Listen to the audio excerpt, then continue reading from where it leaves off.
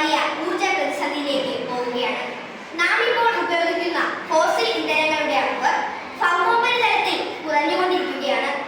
Fossil ഇന്ധനങ്ങളായ petroleum ഉൽപ്പന്നങ്ങളും മറ്റും ഉപയോഗിക്കുമ്പോൾ കാർബൺ ഡയോക്സൈഡ് പോലുള്ള ഹരിതഗൃഹ വാതകങ്ങൾ അന്തരീക്ഷത്തിലെത്തുന്നു. ഇതുമൂലം ആഗോളതാപനം ഉണ്ടാവുകയും ചെയ്യുന്നു. ഈ പ്രതിസന്ധിക്ക് ഒരു പരിഹാരം എന്ന നിലയിൽ ഭാരം കുറഞ്ഞ ഇന്ധനമായ ഹൈഡ്രജനെ റോഡ്, എയർ, ഷിപ്പിംഗ് ഗതാഗതത്തിനും ബഹിരാകാശ റോക്കറ്റിലും ഇന്ധനമായി ഉപയോഗിക്കുക എന്നൊരു സംവിധാനമാണ് ഞങ്ങൾ ഈ മോഡലിൽ ഉൾപ്പെടുത്തിയിട്ടുള്ളത്. 7ാം ക്ലാസ്സിലെ ബേസിക് സയൻസിലെ ആസിഡുകളും ബേസുകളും എന്ന രണ്ടാമത്തെ അധ്യായത്തിൽ വെച്ചാണ് ഞങ്ങൾ ഇത് പരിചയപ്പെട്ടത്. ആസിഡുകൾ ലോഹങ്ങളായി പ്രവർത്തിക്കുമ്പോൾ ഹൈഡ്രോജൻ ഉണ്ടാവുകയും ഹൈഡ്രോജനെ വ്യവസായമായി ഉൽപ്പാദിപ്പിച്ച് വിതരണം നടത്താൻ സഹായിക്കുമെന്നും സയൻസ് ക്ലബിലെ ചർച്ചകളിലൂടെ ഞങ്ങൾക്ക് മനസ്സിലായി. ഞങ്ങൾക്ക് മനസ്സിലായ ആശയത്തിൽ നിന്ന് ഉന്നയിച്ചതാണ് the green hydrogen the fuel of future.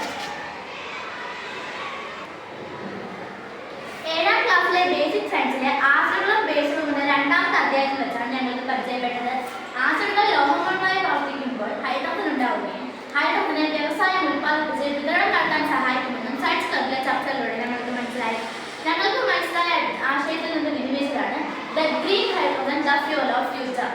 ഈ സംവിധാനത്തിൽ പ്രധാനമായും 3 ഘട്ടങ്ങളുണ്ട്: പ്രൊഡക്ഷൻ, സ്റ്റോറേജ്, ട്രാൻസ്പോർട്ടേഷൻ. വെള്ളം പോലുള്ള സംയുക്തങ്ങളിൽ നിന്ന് സൂര്യൻ, കാറ്റ് തുടങ്ങിയ ഊർജ്ജ സ്രോതസ്സുകളിൽ നിന്ന് ഉൽപ്പാദിപ്പിക്കുന്ന വൈദ്യുതിയാണ് ഇലക്ട്രോളിസിസിനായി ഉപയോഗിക്കുന്നത്. ഹൈഡ്രജന്റെ ഉൽപ്പാദനത്തിനായി ജലത്തെ ശുദ്ധീകരണത്തിന് വിധേയമാക്കുന്നു. ഇതിനായി ജലത്തെ സംഭരണ ടാങ്കിലേക്ക് ശേഖരിച്ചിരിക്കുന്നു.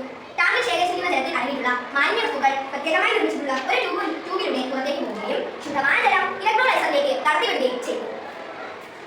സൗരോർജ്ജത്തിൽ നിന്ന് ഉൽപ്പാദിപ്പിക്കുന്ന വൈദ്യുതിയാണ് ഇലക്ട്രോളിസിസിനായി ഉപയോഗിക്കുന്നത്. ഇതിൽ ഉൽപ്പാദിപ്പിക്കുന്ന ഹൈഡ്രോജനെ ആനോഡിലൂടെയും കാഥോഡിലൂടെയും കടത്തിവിടുന്നു. നിക്കൽ കൊണ്ടുള്ള ഇലക്ട്രോഡുകളാണ് ആനോഡിലൂടെയും കാഥോഡിലൂടെയും പ്രവർത്തിക്കുന്നത്. ഇങ്ങനെ ഉൽപ്പാദിപ്പിക്കുന്ന ഹൈഡ്രജനെ പ്രത്യേകമായി തയ്യാറാക്കിയിട്ടുള്ള ക്രയോജനിക് ടാങ്കുകളിലേക്ക് സംഭരിക്കുന്നു. ടാങ്കുകളുടെ ഉൾഭാഗം ഫൈബർ കൊണ്ടും പുറംഭാഗം പ്ലാസ്റ്റിക് കൊണ്ടും നിർമ്മിതമാണ്. ഇങ്ങനെ നിർമ്മിച്ചാൽ മാത്രമേ ടാങ്കുകൾക്ക് ഹൈഡ്രജനെ സംഭരിക്കാനുള്ള ശേഷി കൈവരികയുള്ളൂ. ഇങ്ങനെ ഉൽപ്പാദിക്കുന്ന ഹൈഡ്രോജൻ നേരിയ ഓക്സിജന്റെയും ഈർപ്പത്തിന്റെയും കണ്ടന്റ് കാണാറുണ്ട്. ഇത് പൂർണ്ണമായും ഇല്ലാതാക്കിയ ഹൈഡ്രോജനാണ് ഇന്ധനത്തിനായി ഉപയോഗിക്കുന്നത്. ഇതിനായി ഗാൽവാനിക് ട്രാൻസ്മിറ്റർ എന്ന സംവിധാനത്തിലേക്ക് ഹൈഡ്രോജനെ കടത്തിവിടുന്നു. ഇവയ്ക്കുള്ളിലെ പ്രത്യേക സെൻസറുകൾ ഇവയിലെ ഹൈഡ്രോജനിലെ ഈർപ്പത്തിന്റെയും ഓക്സിജന്റെയും കണ്ടന്റ് മനസ്സിലാക്കി അമിതമർദ്ദം ഉപയോഗിച്ച് ഹൈഡ്രോജനെ ശുദ്ധീകരിക്കുന്നു. ഇങ്ങനെ ശുദ്ധീകരിക്കുന്ന ഹൈഡ്രോജനെ സ്റ്റോറേജ് സംവിധാനത്തിലേക്ക് മാറ്റുകയും ചെയ്യുന്നു.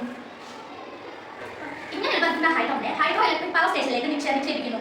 പൈപ്പ് ലൈൻ വഴി സ്റ്റോറേജ് സംവിധാനത്തിൽ നിന്നും പൈപ്പ് ലൈൻ വഴിയാണ് ഹൈഡ്രോ ഇലക്ട്രിക് പവർ സ്റ്റേഷനിലേക്ക് ഇത് ഉൽപ്പാദിപ്പിക്കുന്നത്. ഇങ്ങനെ പോകുമ്പോൾ ഹൈഡ്രോജനിൽ എന്തെങ്കിലും ലീക്കേജ് സംഭവിച്ചാൽ പ്രത്യേക സെൻസറുകൾ അവർ തിരിച്ചറിഞ്ഞ് അപ്പോൾ തന്നെ സൈറൺ അടിക്കുകയും ചെയ്യുന്നു. ഇങ്ങനെ സൈറൺ അടിക്കുന്ന സമയത്ത് ഈ പ്രവർത്തനം നിർത്തിവെക്കുകയും തുടർന്ന് പ്രശ്നം പലതിനു ശേഷം പുനരാരംഭിക്കുകയും ചെയ്യുന്നു. ഗ്രീൻ ഹൈഡ്രോജൻ ഉൽപ്പാദനപ്പെടുന്ന നേട്ടങ്ങൾ: ഹരിതഗൃഹ വാതകങ്ങളുടെ ഉൽപ്പാദനമില്ലാതെ നമുക്ക് ആവശ്യമായ ഊർജ്ജം ഉൽപ്പാദിപ്പിക്കാൻ കഴിയും. ഫോസിൽ ഇന്ധനങ്ങൾ 3 എനർജിയുള്ളവയാണ് ഹൈഡ്രോജൻ ഇന്ധനങ്ങൾ. ഹൈഡ്രജനെ ഫ്യൂവൽ സെല്ലായി ഉപയോഗിച്ച് വളരെ വേഗം താപോർജ്ജം സൃഷ്ടിക്കാൻ കഴിയുന്നു. പുനരുപയോഗ ഊർജ്ജ സ്രോതസ്സുകളാണ് സൗരോർജ്ജം ഉപയോഗിച്ച് ഉൽപ്പാദന ചെലവ് കുറയ്ക്കാൻ കഴിയുന്നു. ഭൂമിയുടെ ഊർജ്ജ പ്രതിസന്ധിക്ക് പരിഹാരമാകാൻ കഴിയും. നന്ദി.